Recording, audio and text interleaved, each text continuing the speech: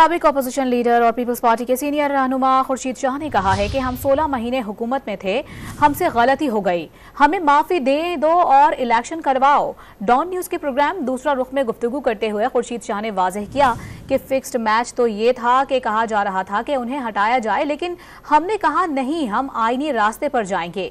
क्या होगा इस मुल्क का जब ख्वाजा साहब जैसे अच्छे आदमी अपनी हकीकत को छुपा रहे हों।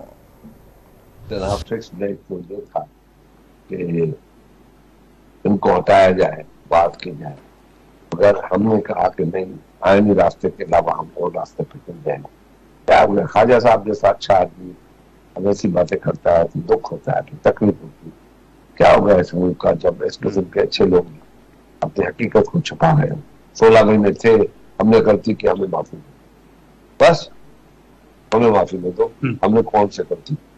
40 रुपए का आटा 19 हो गया, 35 रुपए की चीनी 110 की हो गई। यही तो इशू थे, मगर हमने उस इशू को आइन के तहत हल किया, मगर हम उसके बाद कहते हैं माफी, मगर इलेक्शन करा।